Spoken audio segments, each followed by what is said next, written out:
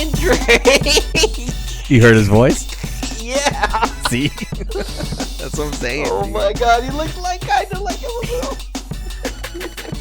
He's in his Iron Man suit. All right, everybody. Welcome to Hot Couch Potato, the podcast where we talk about video games and chicken wings. My name is Brett, aka Boo-Wop. I'm here with my man Frick, aka A New Perfect Day. What's going on, man? Why are chicken wings so expensive, man? Like, I literally was looking up the prices, and I looked at one of them was Buffalo Wild Wings, and I totally don't remember what their wings taste like, so I wanted to try it. Guess how much they were gonna charge me? How many wings?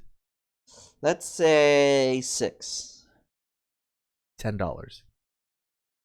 $13. Oh my god, dude. And then I was like, okay, maybe I want to try, because I'm hungry. I don't want to just eat 6 wings. I want to try 10. And then they were going to charge me, I think it was $17 or $18. I was like, dude, I could buy 5 pizzas with $18. You had to make that weird compromise in your head. You're like, Rick, is it worth it? No, that is like 32 tacos at Jack in the Box. No, it's not worth it.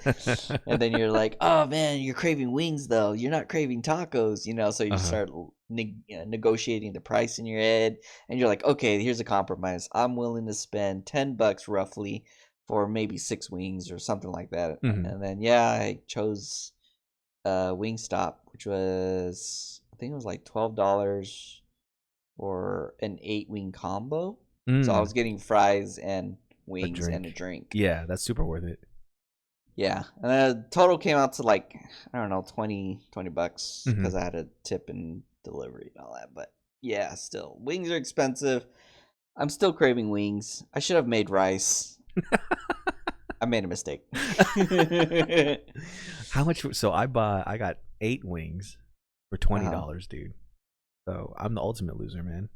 No, because yours is from a fancy place though, which is they give you. Don't they give you like huge ass wings that are like? It's true. Yeah. A giant chicken. I was getting like wings that are the size of my finger. Yeah, I guess. And so, which brings up the bigger discussion, right? Because I got my chicken wings from Cross Street, like Rick said, a fancier place. And then we started talking about the sauce, right? Because I can't stand too much sauce on wings. Don't they put a lot of sauce on the buffalo on the Wingstop wings? So I thought that was going to be the case. So I had chose 2 flavors. One was 4 unsauced. So that way I can dip the sauce, and regular, which is the 4 sauces. I think I chose mild or medium or something. It was crazy because when I opened it, the sauce was like all on the bottom, but there's barely any sauce on any of the wings. So I was like, whoa, you read my mind. What the fuck? So it was good. It was so good because I didn't have to worry about the sauce. Yeah. I could dip it if I need more or not, but still, it was super good, with the ranch, of course. And I'm not going to get the I think it's called fry flavor for the French fries because it just tasted burnt, but I should have cooked rice. Dude, that's... Maybe I'm realizing it now because I ate wings today and they had less of a sauce and more of a glaze, right? So it's stickier. Yeah. And then maybe it was last week. I had maybe 2 weeks ago. I had Crab Hut, and I'm using my hands to peel the shrimp as well. I really don't like doing anything with dirty hands, dude. Yeah. I think we're gonna have to invent something to hold wings or something. Because I'm eating this stuff with rice, right? So I'll have a spoon to scoop up the rice. Maybe I should just eat rice with my hands now. That's what it is, dude. To get the sauce off your fingers. Yeah. Because what I'll end up doing is like I'll eat the shrimp or the wing or whatever, and then I'll go and wipe my hands so I could pick up the spoon and eat the rice. I don't want to get the spoon dirty, right? But then that wastes all of it. I'm the type of person that likes to mix my food together and eat it. So like my perfect bite has like rice, meat, sauce. Yeah. but I'm already like a minute down eating this wing already by the time I'm eating rice, so it doesn't make sense. Yeah, I either dedicate one hand to holding nothing but chicken, and my right hand is the rice hand. Or if I'm so lazy, I would stab the fork between the wing and then try to eat it, which is even more messy. That's true because it gets all over your face and shit. Yep. Oh man, yeah, we need to crack the code for this, dude. I mean, I know you're looking up, the best way to eat your wings and stuff, but Oh yeah, like where he is the one-handed technique, you mm-hmm, make it mm-hmm. as an umbrella, dip it. And I was like, that works and all, but it gets really really messy for the sauced wings. Mm-hmm, mm-hmm. Very true. I'm with you though. I would much rather dip than have it, encased in sauce, man. Exactly. Yeah. That's crazy. Yeah. Besides eating, Rick and I've been playing a bunch of video games. A lot of news has come out too recently about two bigger releases. This whole summer, there's just been a bunch of announcements. I think it's so hard to keep track of. With all this stuff coming out, actually, do you miss E3, where it's a dedicated week for this stuff coming out, or do you like it better when it's all trickling out little by little? One of our friends actually mentioned that. He's like, he does like how it's trickling out. Mm-hmm. It's not just a dedicated conference with everything, but it's trickling out, so it makes the year go by faster, I guess. Mm-hmm. But for me, I think I'm still the old school that I like to see that conference because it's like one massive day like Comic-Con, and where you have all this rush of video games, and you have things that are just introduced right off the bat kind of thing. Mm-hmm. Mm-hmm. But I don't know. It's different for all. Yeah, I think I'm with you as well. I kind of miss that dedicated weekend or even week of just announcements, because I thought I was more up to date on all this stuff. Turns out, no, I'm a filthy casual, just like with anime, dude. I realized that all the stuff I find out is really from events like E3, because then you have all this smaller stuff that happens that has a following, happens and affects the video game community, but isn't really part of the mainstream stuff, which is what I catch wind of the most, man. Yeah. So yeah, it's kind of crazy. I miss E3 too, dude. I don't Yep. miss going there really with all those crowds and, and all the lines and stuff, but I miss what they present online and how it's just the one hub where anything can happen video games wise, man. Crazy. Yeah, and that was the thing too. I thought E3 would be super amazing, but I don't know. I think I was underwhelmed with E3 when we went. There's massive amount of crowds, and there's like nearly only like, let's say 1/4 of Comic-Con, but spread out all over, And then you had a reserved place certain games. You couldn't even get in line because the line was so massive. But still, the vibe is great to see all the games come out all at the same time. And then you see, on TV, of course, all the people getting hyped.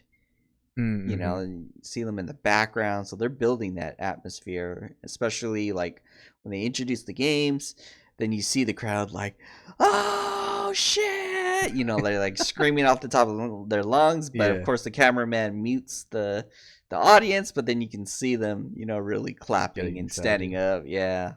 So. Yeah. No, it's definitely missed. I mean, I know business wise, they made some dumb decisions, but I think you have to concentrate everything in a smaller time frame, dude. I think it benefits everybody more when everything's kind of just lumped in the same time frame, Yep. To spread out like this, I think is a little bit underwhelming. Like, I don't know. I think it's like a gravitational pull effect, right? Like, for example, when they first showed off Final Fantasy VII Remake, right? All of a sudden, right after that, they show this 4-pack of Devolver Digital games that I probably never would have heard of unless they played it right after revealing Final Fantasy VII Remake. You know what I mean? Exactly. Like, since it's in that sphere of excitement and hype, that's how you find out about stuff, you know? But if it was in today in E3 2020 or Summer of Games 2020, Devolver would just have their own thing. And I would probably never watch it and never hear about any of those games, you know? Exactly. So it's kind of wild. I think, yeah, that's where I miss it too. Because for shit like The Messenger, even, right? I think we heard about that through E3. And never would have played it unless we really saw it at PAX too, you know? Like someone playing it at PAX. So, yep. Things like that are definitely missed, man. And I was thinking that I was up to date on video games. Turns out, no, not really, dude. Yep, all the little hidden stuff. A lot of stuff, yeah, that just sneaks past you, dude. Your favorite game, you might not have ever heard about.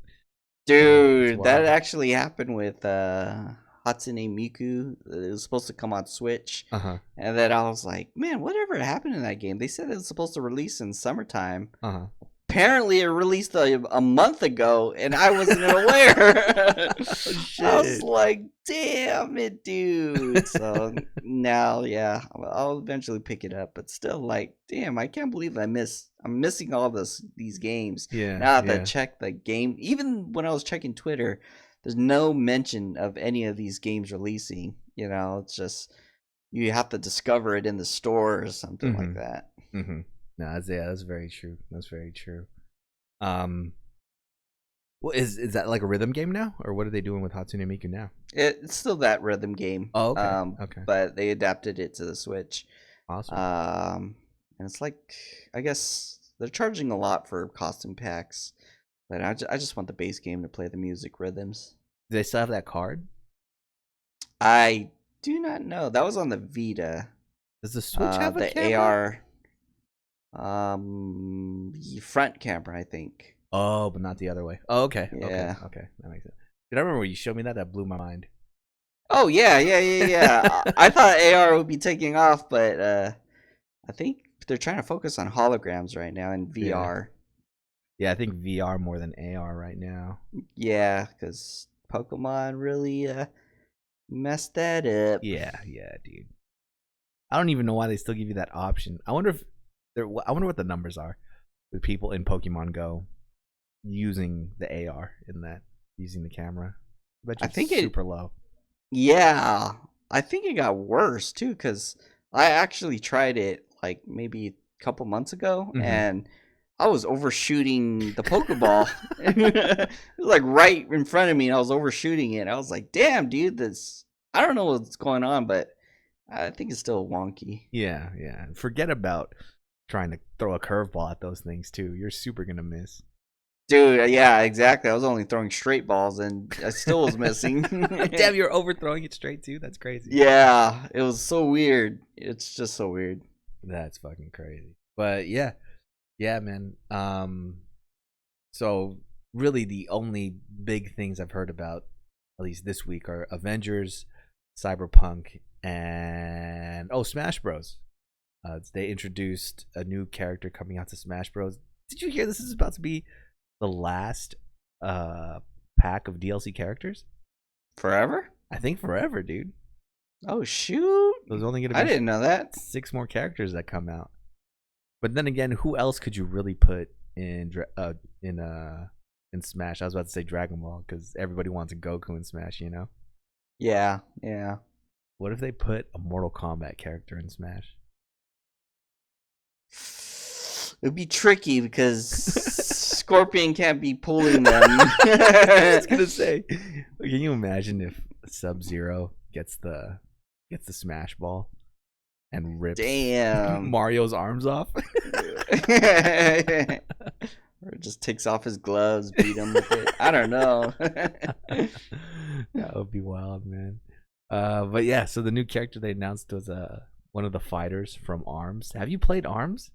I did not, but I heard it got really good reviews. Same, dude. I haven't played ARMS either, but I heard it was really, really good. So that's interesting, man. I'm not into fighting games like that, where the camera's behind their back. You know, I much prefer the 2D side scroll fighting games, man. Yeah. But yeah, I don't know how big that was as far as Smash goes. It's funny that all those things get leaked all the time, except for maybe the Persona one. I don't think anybody knew about Joker getting into Smash, but everybody knew that the next Smash fighter was gonna be from ARMS. Nobody was really excited, but I think it's cool that they're still pimping that game out, dude. When did Smash Bros come out? 2 years ago? I think so. Yeah, 2 or 3 years ago. That's good for them. One of the Mii costumes you can get is Vault Boy from Fallout. I guess from the Fallout series. That's pretty funny. Did you get the Sans costume for your Mii? No, not yet. I have not turned on that game forever. I think I lost the competitiveness in me. I feel that too. You're fine on your own. Yep. Destiny was the only one that really pulled out competitiveness. I think it's because everyone was trying to PvP, do everything. You know, we're competing against each other, but I don't know. Recent games, I'm just like, I'd rather play some nice co-op, some fishing games. Yeah. You know, I don't have to worry about PvP as much. That's what they really need to come out with. They need to come out with a fishing like MMO, dude. Oh yeah, that would be god tier. We would all random sidetrack, but you know, Final Fantasy 15. I saw somebody modded Final Fantasy 7 characters as the main character. So what? You have, like Cloud, Reno, Zack, and I forgot who the other guy was, but yeah.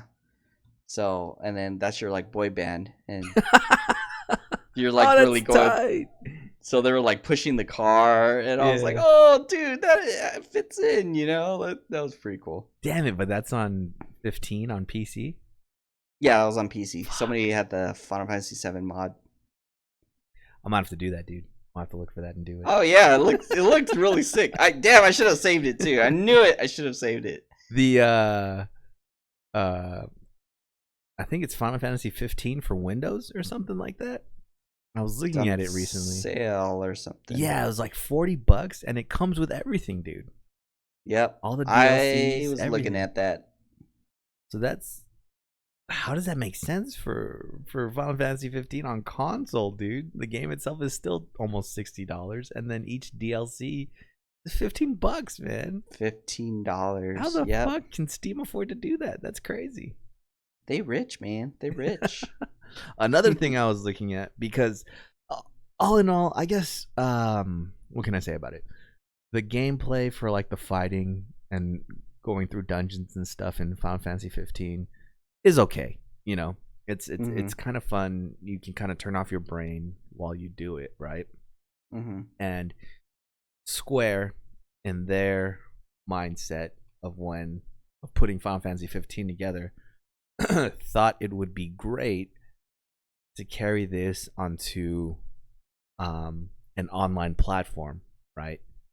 Where you can make your own character in the Final Fantasy 15 universe, and kind of like an MMO. I think it's more comparable to Vindictus, or maybe like Monster Hunter World, where everybody starts in like a hub, and then there's different missions out in the world that you can team up and do together. You know, it's called the Comrades, I think. Fantasy 15 Comrades. So I was low-key considering getting into Comrades, just because how cool 15 is so far for me, right? Yeah. Turns out they might have already shut down the services, actually. Yeah, I think on the 22nd of June, so like a week ago. Damn, a week, yeah. They turned off the servers, dude. Shit. Was it not generating money or something? Of course not, dude. Of course not. But I think it would have been just cool to try, at least, you know? Yep. But yeah, I think this ultimately 15 is like a franchise that was trying to do too much, man. I don't Yeah. think any other Final Fantasy has ever combined online and single player all kind of in the same game. You know, each they have 11, which is an MMO, and 14, which is an MMO. Everything else has just been single player. I think they need. What if 16 is an MMO? That'd be kind of wild, dude. I think right now they're probably still milking 14. Oh, 14? Yeah.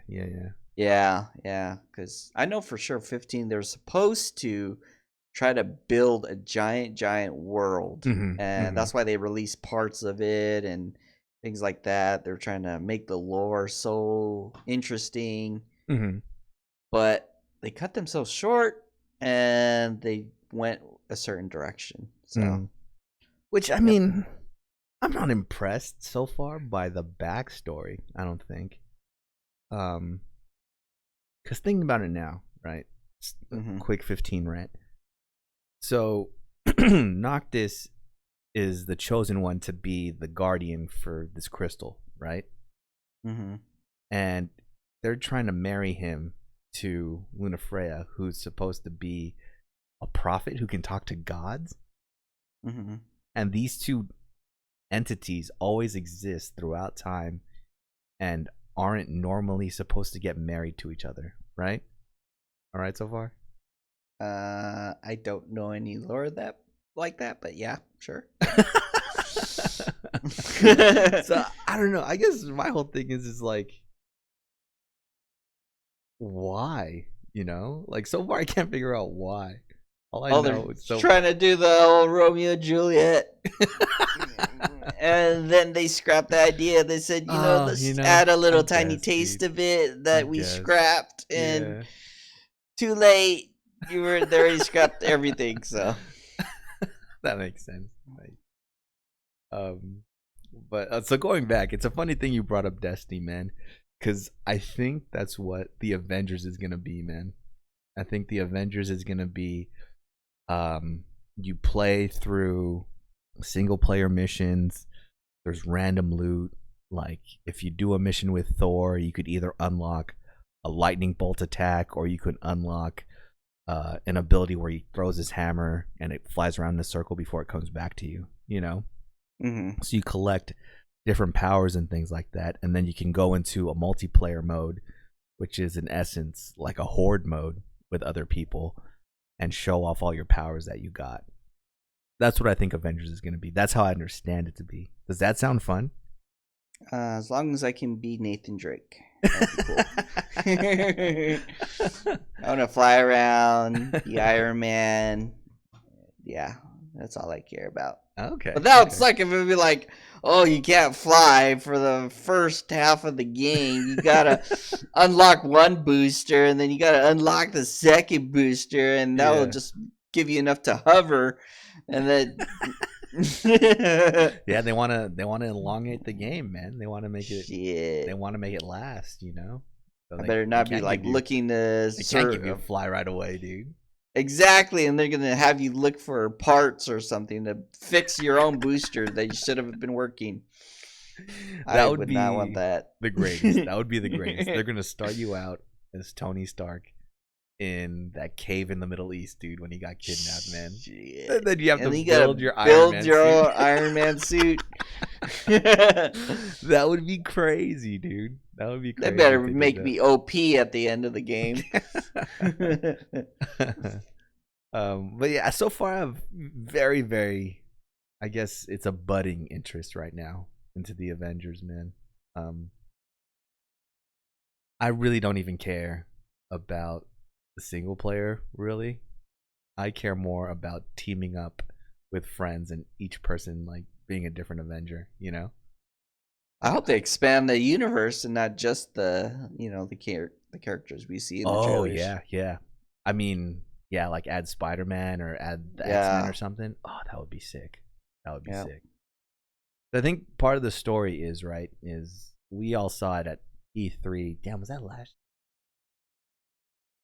Damn, that was last year, man. Yeah, last year at E3 when they showed the Avengers during that Square conference. Damn, dude, they were swagging out Final Fantasy VII Remake last year at E3. Holy Yep. shit. Time flies And so I miss fast. sitting on the motorcycle, and you already beat the game. That's why I'm scared to play it. So, where was I going with this? Oh yeah, so I guess what the story is when that blue crystal thing exploded, right? Whatever was powering that airship that the Avengers had. Mm-hmm. So whenever that blew up, the survivors from that explosion all got superpowers, and that's what's making mutants.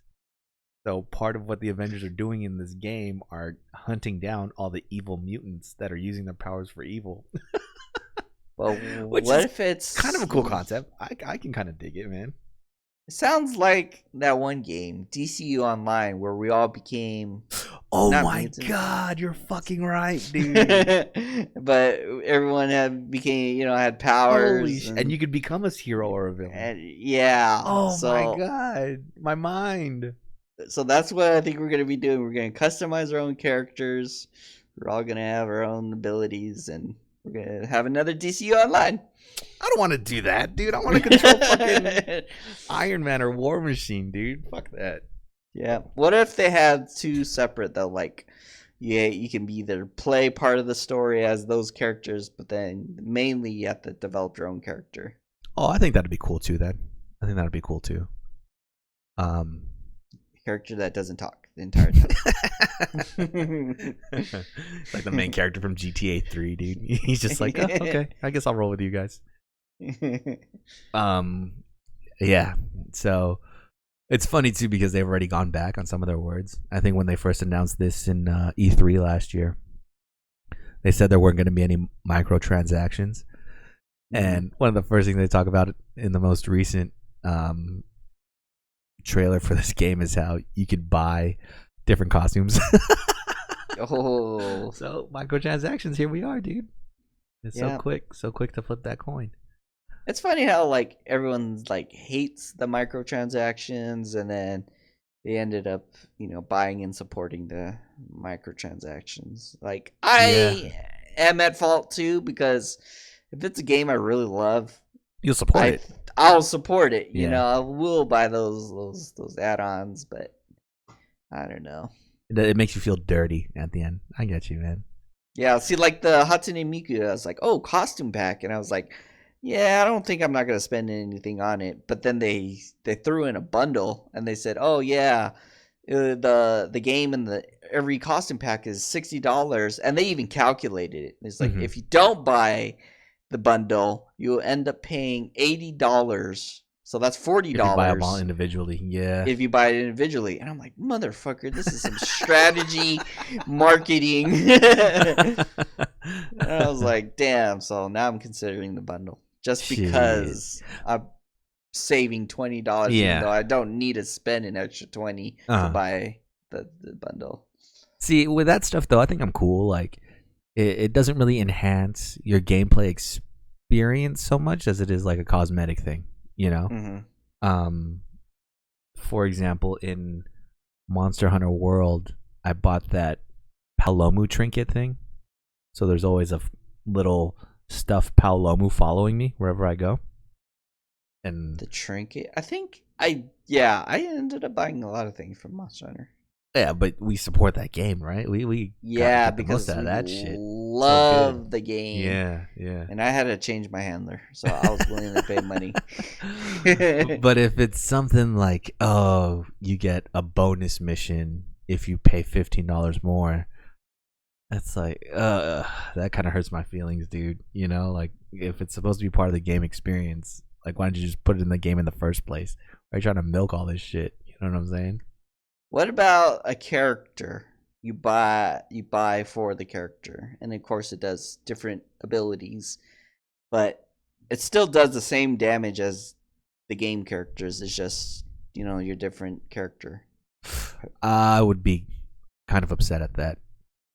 Like, for example, they did, what's that Star Wars game, Battlefront or whatever? You had to pay through loot boxes to get like Darth Vader. Yeah, no, I'm not with that at all. that's kind of bullshit because that's not just a cosmetic thing. That definitely affects the game, right? Like you're in a map, and let's say nobody on your team has unlocked Darth Vader, so you get no heroes for that game. What kind of shit is that? Yep. And then life. Like you get so far. I don't want to put that energy out in the air, dude. But what if they charged you more to get Vincent and Yuffie, dude? Why? That's what I'm saying. Dude. That's what I'm saying. That's part of the game already. Why are you gonna?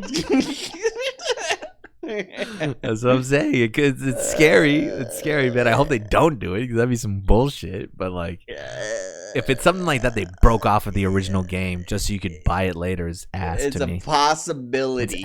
It's ass. They're like, here's the DLC to go get Yuffie in the forest, and the DLC to get Vincent. Fuck that, dude. No way. Oh shit! Because that's exactly what happened in I think Mass Effect 3 or maybe even 2. Where I think if you pre-ordered the game from GameStop or something, you got an extra character that you could use on your team. And people found out that he was already in the game, because all of his dialogue options were there. It's just that the mission wouldn't unlock unless you pre-ordered it or paid extra for it.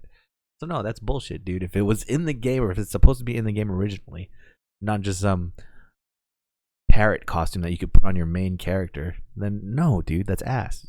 I'm gonna be mad paying for that. Yeah, I'm mad thinking about it.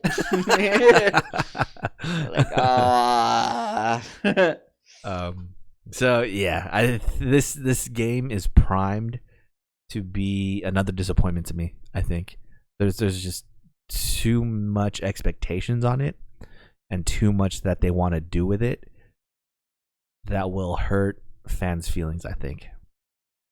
So this one's going to be kind of scary. I'm kind of into it to play as the Avengers with you guys, but kind of not into it because I feel like we're going to spend too much money on it, you know? Yeah, I have to see how many people are picking it up and if it's playable with each other. And, it's just a lot of factors because, I don't want to pick it up and I'm by myself. Yeah, exactly. That's no fun at all. Exactly. Now, on the other side of that same coin, Cyberpunk had a big event. I think they're going to have maybe monthly like updates as far as what's going on with the game and all that. Got delayed again, by the way. It's supposed to come out in September. They delayed it all the way to November, dude.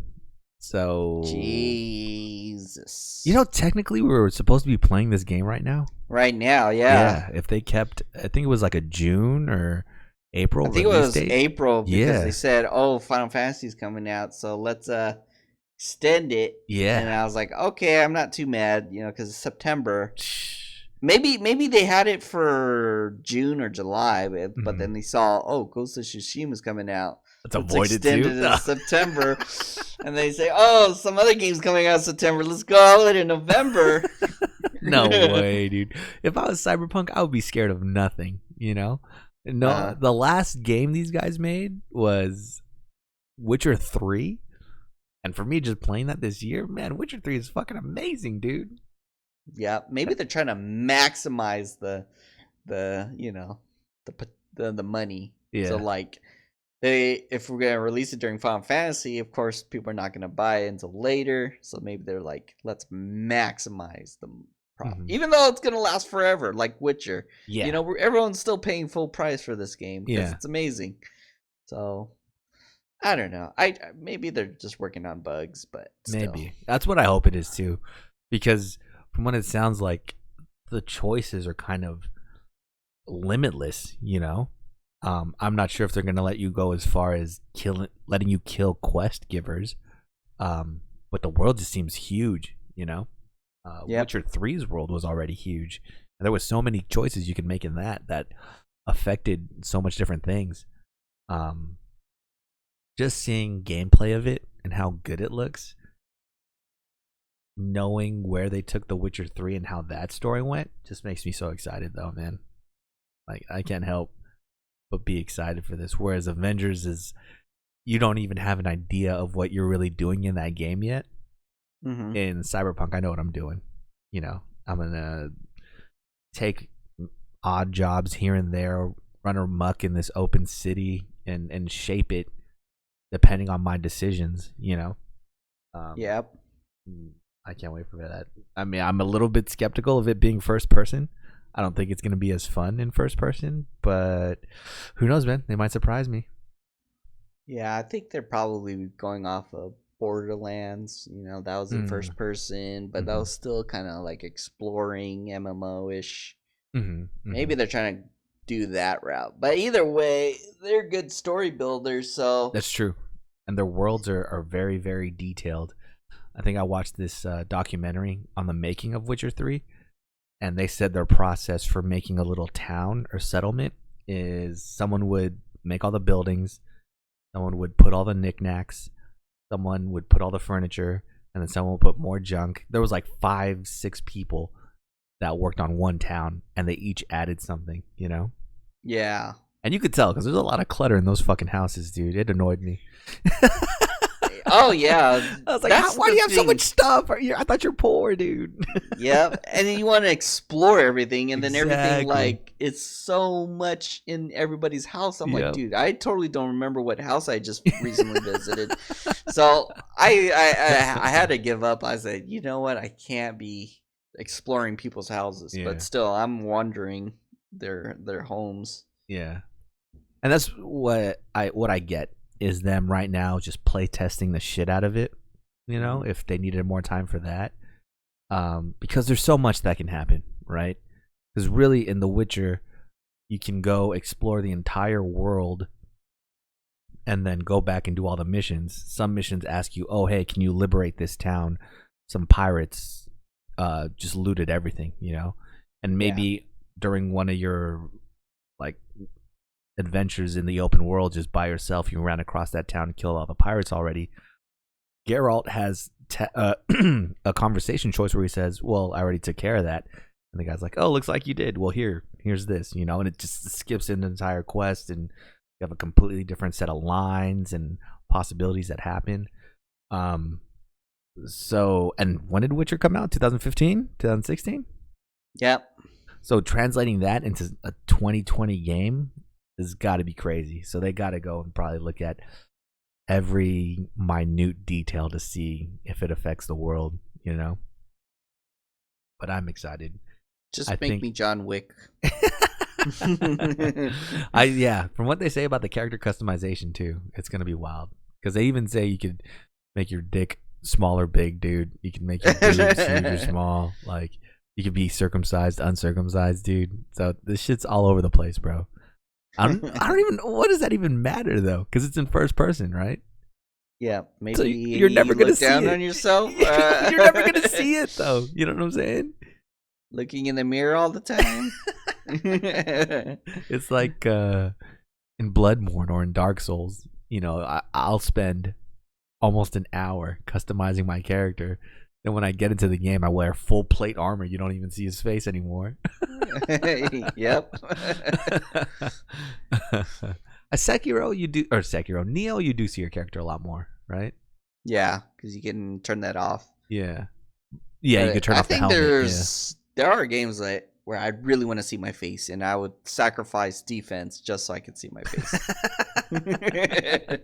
Sacrifice defense. Sucks, but still, I look cool dying. So yeah, that's the thing with me too. Is like why they give you so much freedom and so much detail to work on to create a character when the game's just in first person, anyways. Then again, they could do the thing because how some first person games do it where you look down and you can't see your feet or anything. Maybe this one will be you look down, you can see your feet, or if you're running, you can see your hands and all that. So maybe it'll be worth it.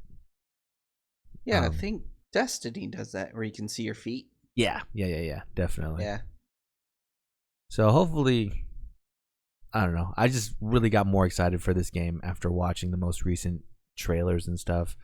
If anything, Avengers, they tried to paint a clearer picture of what it was supposed to be, and it just confused me even more, dude.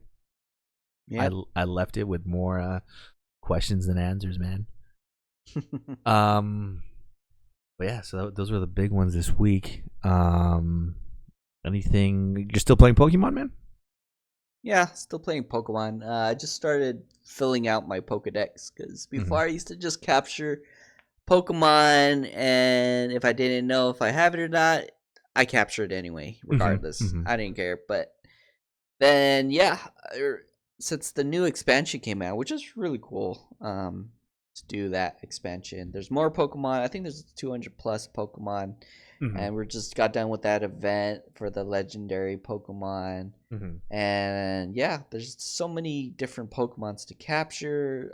They're all blending into me, and I'm like, did I capture it or not? So I'm capturing either the same thing or not. And then that's why I was upset, because you can't organize your box automatically. You have to like manually look and say, oh, do I have a duplicate? So when you have over 400 something Pokemon in the box, and you don't have an auto sort function, to yeah, so I'm doing that. Wait, are you really sorting your Pokemon? Well, I'm just like putting all of them into, I guess, box 1 through 18 kind of thing. And then the ones I like are at the end.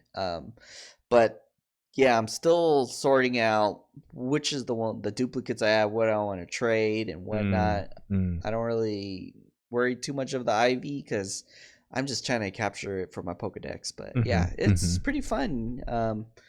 Oh, that's what I wanted to bring up too.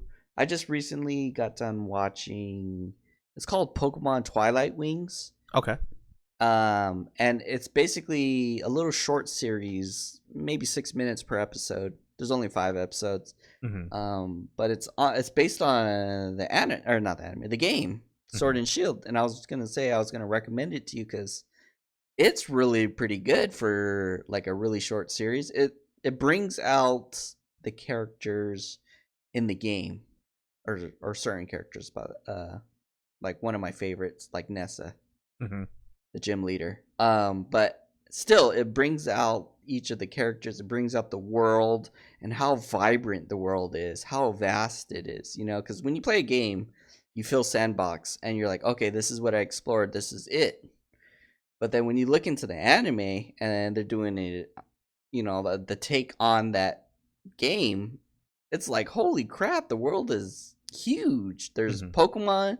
The Pokemon feel more alive, things like that. You feel that bond between the gym trainer and the Pokemon, So I definitely recommend checking it out. It's only 6 minutes per episode. There's 5 of them, and it's on YouTube under the Pokemon channel. Is this a fan-made thing, or is this it's an official? Official, yeah, it's official. Oh, shit, okay.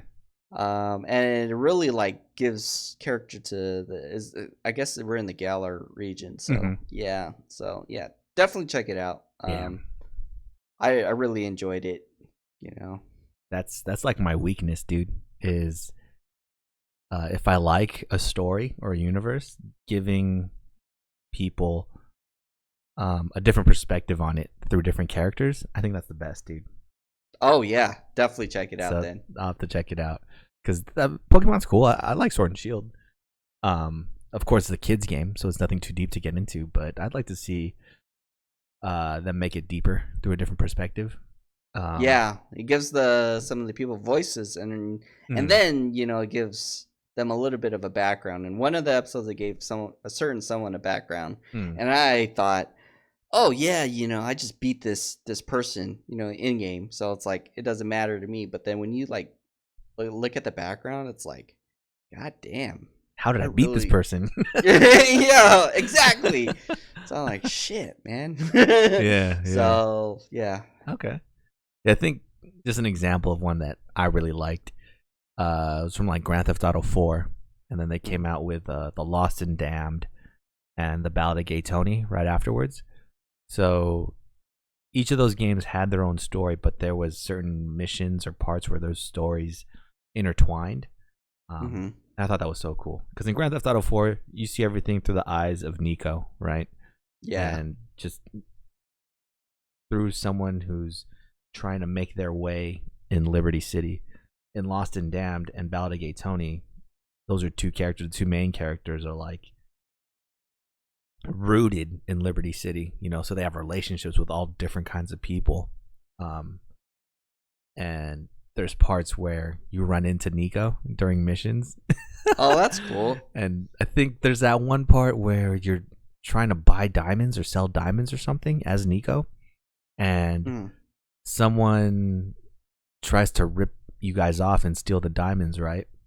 And when you're playing as Nico, you go through this and you're just killing all the guys that are trying to rip you off. When the Lost and Damned, you're part of this diamond deal too, and you play as a guy that's just in the background, and you're just seeing Nico kill everybody. So I was like, oh man, Nico is really a badass. Oh wait, that was me that was doing that shit, you know? Yeah, I should have played that DLC. Yeah, so I definitely love shit like that where you can see, like I said, different perspectives on a loved setting or universe. I think that's really, really cool. Yeah, I'll have to watch those. They're only 6 minutes long each, huh? Yeah, pretty good. I wish they were like a full series, and I'm guessing people are like kind of try to petition to get more out of it. But who knows what Pokemon want? But I enjoyed it for what it was. Yeah. Yeah, I played a little bit of Pokemon 2 with you guys. Finally got my Switch back for a day before this before the Animal Crossing events popped off. Did you catch any bugs?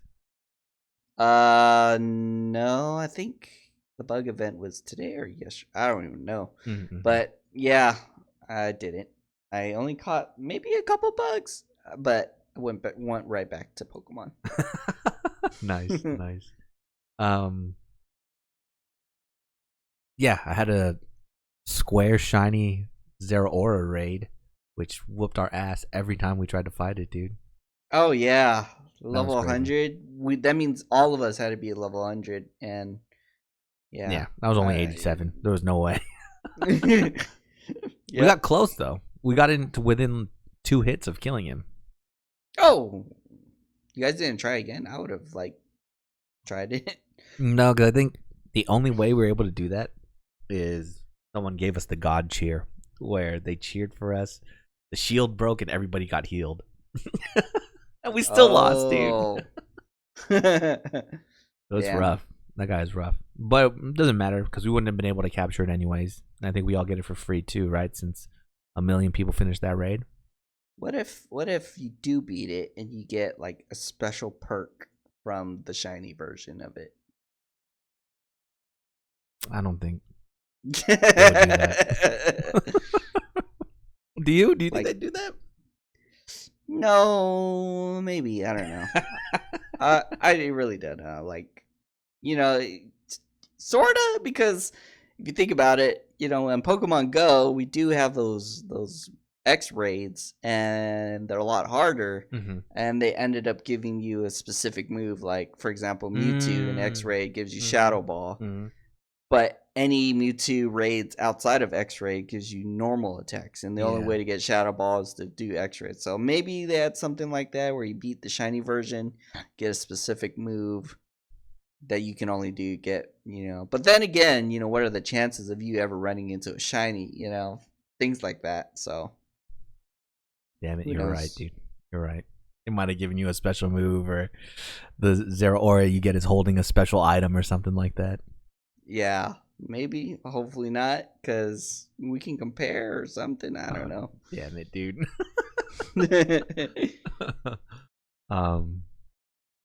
Yeah, Pokemon. I finished Last of Us 2 this week, man. Nice. And it wasn't an easy thing to do. The game is definitely long, man. I think you're planning on getting it next week? Yes. Yeah, dude. This game might take you to the end of the year, man. To be honest, they should have split this game into 2, or sold one part as a DLC, dude. Because it's so long, man. So long? It's a huge story. Yeah, it's a huge story they're trying to tell, and I guess at times I was a little bit tired, or there were definitely parts to me where the game dragged on for a little bit too long. Like, oh man, I didn't have to do this fight. But that being said, I still had a great time throughout the entire time playing it. Just because the gameplay is so basic. It gives you the most generic tools on how to succeed. And when you succeed with those generic tools, it just feels so accomplishing, man. Because interesting. I definitely role played as the character as Ellie, where it's like I know she's not the strongest person, right? So I'm just gonna sneak around and kill everybody super sneakily. And when you do that, when you run into like 5 guys, you know, with friggin' rifles and pistols and shit patrolling an area, and you kill each one of them one by one, and you just freak the last guy out, like, guys, what's going on? And kill him. Cool. It's so satisfying, you know? Yeah. That's one of the things, too. I think they made this game super realistic, where if you take someone down and someone finds their body, everybody on that patrol, their senses are heightened. You know, they're walking around a little bit faster. They're checking areas that they normally wouldn't check.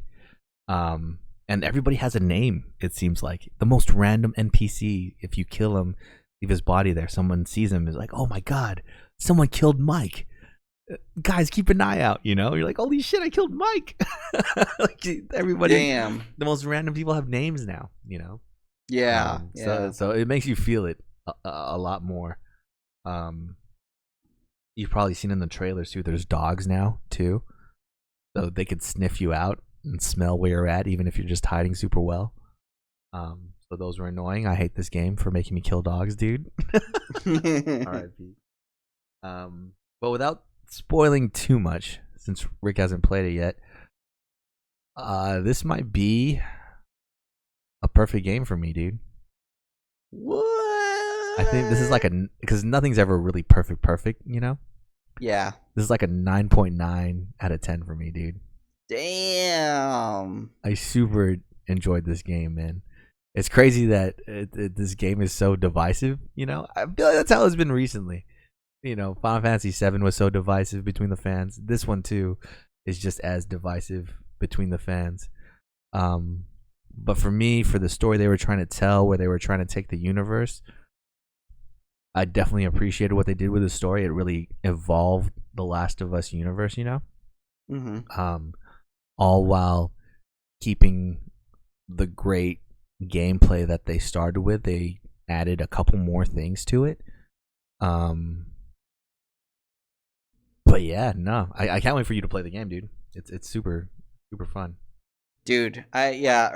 Before we started this podcast, actually, kind of not got spoiled, but I saw something like on social media, and it was a gift of Ellie. Basically, she took down this player took down maybe 5-6 people in a group. Was she diving around and stuff? Yeah, so dude, the first one was like she like stabbed the guy, and he threw that guy down on the ground. The other guy turned around, she held that guy hostage, pulled out the gun, shot the guy in the distance, 1 or 2 guys in the distance, put her gun away, stabbed the guy that she was holding hostage, jumped backwards, took out a Molotov, and then the other guy turned the corner and she threw it at her. I was like, God damn, am I watching a movie or something? Or what? That was amazing. That's what I'm saying. They give you all these tools individually, and then you could throw them all together like that and just be John Wick, right? Dude, that was not a cutscene. That was actual. You could do that, dude. Yeah, because you can kind of jump and dive now, because you can go all the way prone and crawl on the ground. Yeah. So I've had it to where I'm sprinting, and then someone's coming around a corner that I don't see. I'll just dive real quick into some bushes or into some grass or behind a car or something like that. And yeah, you're still in stealth mode, dude. And I've had it too where, you know, I'll put a mine behind me, and then I'll throw a bottle in one spot. 3 people go see if that bottle was something. I'll throw a Molotov so all 3 of them burn up.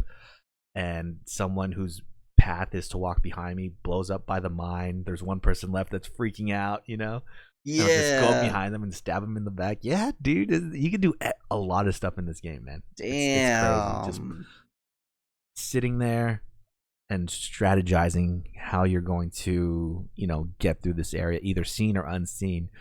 And that's something I want to do too. I've tried to take note during each encounter of where you start and where you need to go.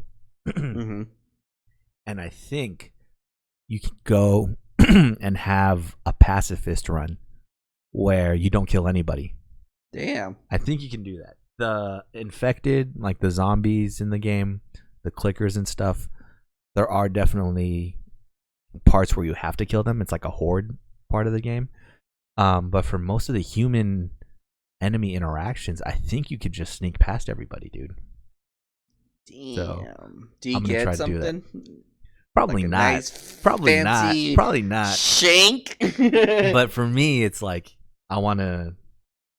I think, and that's where there's a divide in it too. Everybody's calling it, oh, it's just they might as well should have made it a movie or something, you know? Or what do you really rate a game on? How good the story is or how well it plays, you know?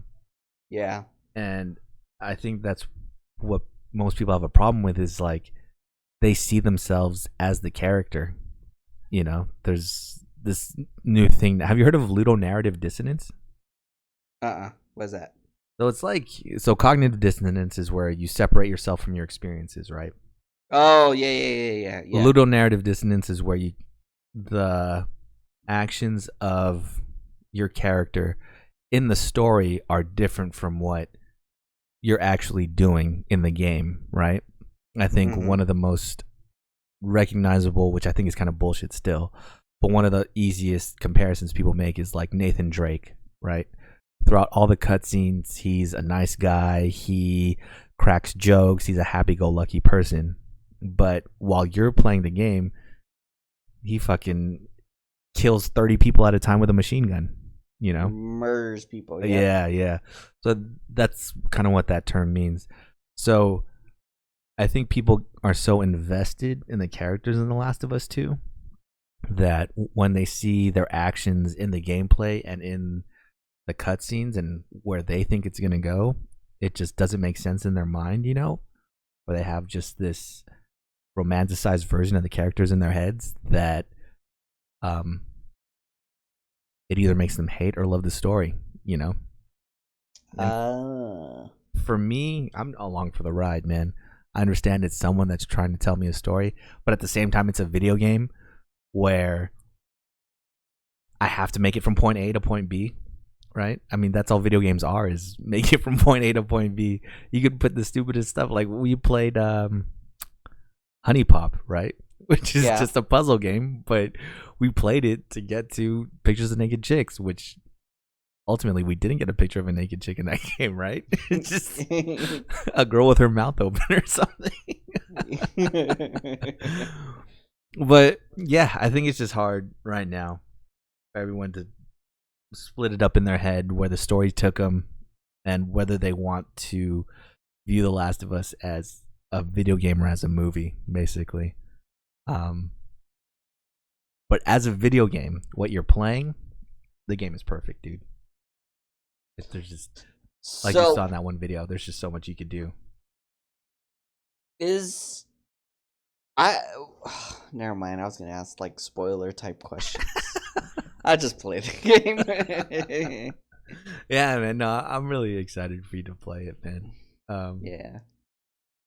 And dude, I wonder if you're not gonna like it either. To be honest, I feel like I'm in the minority, and that's the thing too. Is like reading about The Last of Us 2 on the internet, you think it's the worst game in the world. You know, until you play it and you're like, oh, what? This game is actually super tight, man. There's really nothing wrong with it. So. Well, so far from what I see visually and all that, it looks amazing. Yeah. And the gameplay, when that guy took down 5 or 6 people, just, you know, the way he did. And I'm like, damn, dude, that was really dynamic, fluid. And, you know, like normally people just hide behind a trailer or something and then just start shooting. But this guy like really had to think on his feet, stab the guy, take the guy hostage, shoot the other guy before stabbing the guy he took. You know, it's just that kind of strategy is like, golly, that's interesting, you know? Yeah. And that's why he's able to do it. Like I said in the beginning, the gameplay is so simple. You know, there's so many buttons on the controller that you could do. And to do each one of those actions, he probably pressed like 3 buttons, you know? I mean, of course, you have to aim and stuff. But yeah, man, it breaks everything down gameplay wise into its simplest form, right? Because you are in a high stress situation without too much time to think. For me, I've work in a public office, right? So especially with everything that happened recently, like that shooting up in Santa Barbara, right, at a public office, you have to go through those active shooter trainings and stuff. Yeah. And what's the thing they tell you all the time when active shooters, or when there's an active shooting, is either run, hide, or fight. Those are the exact same three, because it's just like you got to keep it simple. You don't really have the time to assess or really think too hard. It's just whatever your first gut reaction, you got to do one of those three things. That's exactly what you do in The Last of Us, because it is such a high tension situation. It's like, oh shit, dude, there's like 30 guys with guns looking for me right now. What should I do? And tackle it any which way you want. And I did. The only thing that hurt my feelings is I'm more of a completionist, right? So I like to clear a room and then loot around the room for supplies, because supplies are everything in this game. Yeah, you gotta find alcohol and rags to make a Molotov cocktail. You gotta find the same ingredients to make bandages or to heal yourself. So that's what I like to do. But there were a couple times where I was like, let me see if I could really get through this portion without killing anybody, And I made it. I was able to stealth through the whole section. But once I passed, the door that separated that part, all I could think in my head was, oh my God, what if there were bullets back there? What if there was a brick or a bottle that I could have used later, Yeah. And I think that's what makes it great, is you could use a Molotov, use a smoke bomb in this area, find the resources to remake one of them, or just get through the whole encounter without using anything at all. Nothing gained, nothing lost. What's better? It's really that gamble you take with resources. So I think that's a hidden economy about the game too, that people don't think about, is that, oh man, should I shoot this guy or should I just let him walk by? Because supplies are so limited, man. Yeah, exactly. And it's all these things, just put into one that sometimes you don't even think about, that just make the game great. I bet you when you play the game, you'll be able to pull that shit off too, man. I'm doing stealth kills as much as possible. But then if it's gonna do the fight or flight response shit, then I'm gonna take everyone hostage, just like that guy. What's fucked up too, and what I really don't get, right, is let's say you take someone hostage like that, right? Mm-hmm. And they see you take him hostage, like the other guys see you take him hostage. Oh, you know what? No, maybe it's just some situations. So in some situations, I've had it where the guys will pause, right? They'll aim their guns at me and like, hey, let him go. And I'm like, nope, I'm not letting him go. And I'm slowly aiming to shoot them in the head, right? And I get the chance to. But there's some times where I'll do it. I'll take the guy hostage and like, hey, let him go. And they just start shooting. They kill the guy. And what's fucked up is it's not just like a graceful, oh no, this guy I'm holding hostage is dead, let me put him down. You could feel the weight of the dead body just on Ellie, and she has to like really push dead body off of her before you can do anything. So it like actually slows you down and it fucks you up, dude. And see, can I just carry him the entire time? No, you're dead? A fucking 5'2" little girl, man. You're not gonna be able to carry a grown man. But again, see, that's what makes the game great, is those small details like that I didn't really think about until right now. But yeah, dude, no, this really is a 9.9 out of 10 for me, where fucking Final Fantasy VII Remake was like a 9, Yeah. It makes it that much better. Yeah, dude, no, I can't wait to play it so we could speak about the spoilerish kind of stuff, dude. Yeah, maybe I'll pick it up soon. Because I want to say, how long did it take me to beat Final Fantasy VII Remake? Maybe a week? Yeah, maybe around the same amount of time. But I played that super sparingly, Like, I think the longest session I had with that game was like 5 hours. This one, I think the longest session I had was like 8, and I barely beat it in under a week. Or I beat it in like a week and a half, dude. Yeah. No, the game is huge, man. The game is huge. But yeah. Do you have a bow and arrow? Oh yeah, you have to. That's all I need. Oh, and you can make. Yeah, it's not a spoiler because it's in the trailers. You can make explosive tip arrows, dude. Shit. And it fucks people up, man.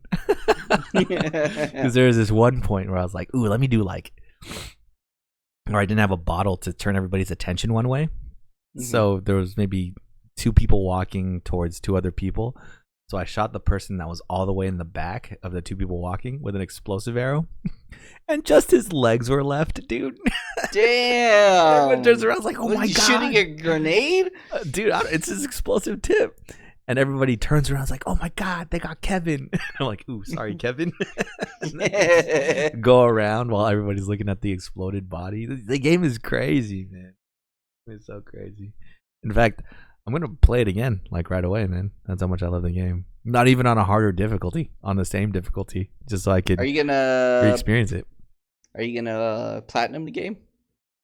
Yes. Yeah, I think I will. I was trying to look back at it too, because Last of Us, the first one, is just as good. You know, it's just made for PlayStation 3. And why I never platinumed it is because there were multiplayer trophies in there. And multiplayer in Last of Us was hard at the time I was trying to get it, man. Yeah. It was like you had to collect. There was like a macro game to it where each match you had to get supplies for your community and bring it back, you know? And 2 teams would play against each other to try and get those supplies. But yeah, playing that is the main reason why. I didn't get a platinum on the original Last of Us. But Last of Us Part 2, yeah, I don't think there's any multiplayer trophies, so I think I should be good. In fact, there's no trophies for beating it on the hardest difficulty either. I think the only trophy I saw is you just have to beat it once. So, it'll probably be easy to do. Plus, I love the game, so any game I love, I'll have no problem platinuming it. It's just training you how to survive a real apocalypse. I'm gonna see you man. Like performing all these random moves in real life. And you know, it kind of is, man. I was just talking to you about how I might buy some $300 shoes just because it's the shoes they wear in The Last of Us, dude. So maybe. I wouldn't be surprised if you have the shoes and like some sort of bow and arrow. What's tight about it too? Oh, you can dodge in this game too, right? Mm-hmm. And it's not like an elegant uniform dodge like we're used to seeing in video games, like in Sekiro or Bloodborne or any game you could like dodge roll, right? It's really kind of like a boxing bob and weave where Ellie just throws her body in completely the other direction of where the punch is coming from. It looks just so much more natural, dude. But yeah, dang, I can't say enough good things about the game. I'm really playing again on the same difficulty, just so I could re-experience it, man. See if there's anything I missed the last time around. But yeah, dude, super good. Best game of the year for me so far. It's crazy that we still got Ghost of Tsushima, Avengers, and Cyberpunk coming out this year. I wonder if any of these can top what Last of Us 2 just did, man. It's crazy. I'm trying to think now. I just gotta power through my backlog.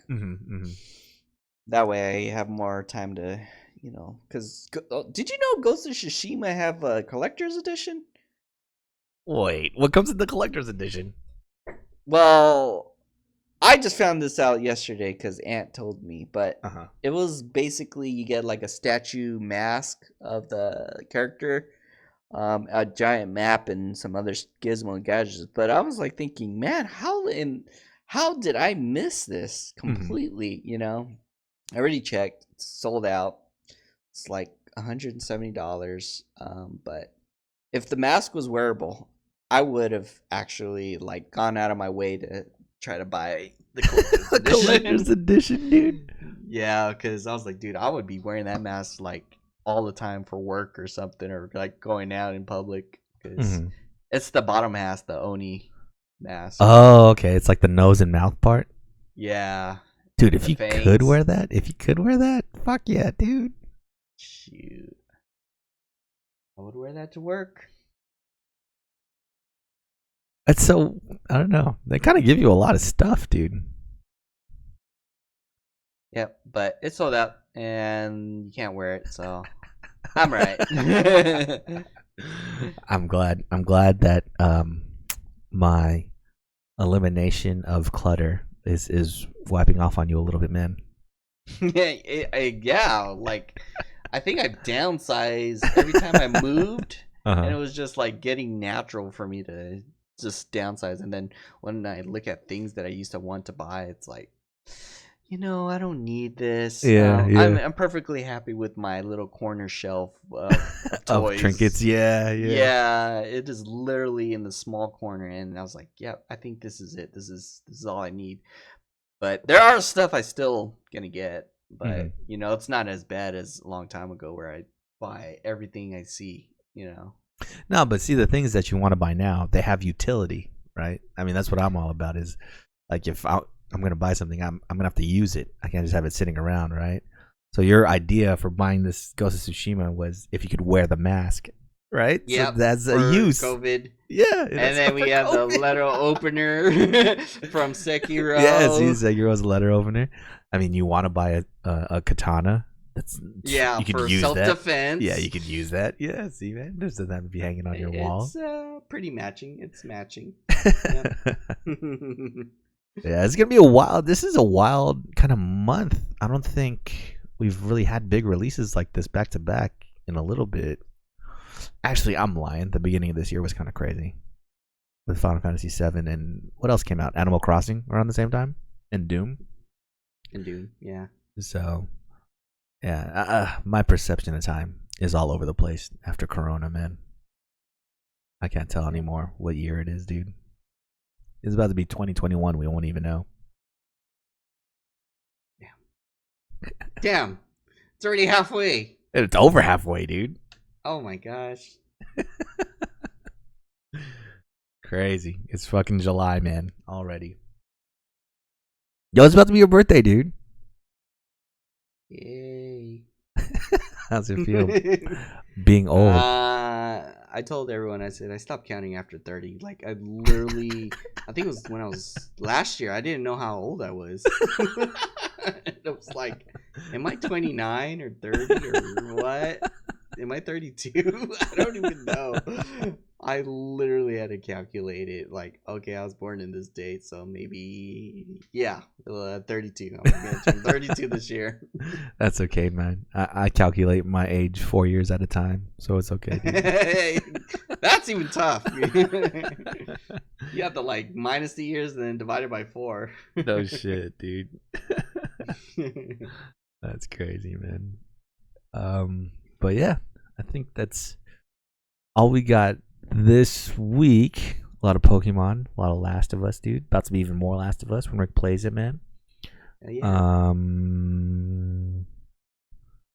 I think Square is gonna have a little announcement video live type thing. That's not coming until August though, so in about a month we'll see something from there. I don't know what else we're missing, man. Like what other big games or publishers need to? Oh, maybe Ubisoft. Ubisoft hasn't came out already, or no? For the Valhalla stuff. Was it Valhalla? I don't remember. Because that was Xbox. So maybe Ubisoft has to do something. EA just did something recently. Oh yeah, 2 weeks ago. So, yep. I think the next one I'm looking forward to is Square, man. Maybe they'll actually show Final Fantasy 16. Who knows? That would be wild. And we're gonna find out. Kingdom Hearts 3.1. What if Final Fantasy 16 is a rhythm game? That would be crazy. To fight? Maybe. Yeah. It's like you have to hit. It's just all one big QTE. Like the game is just a quick time event where you got to keep pressing buttons at the right time, dude.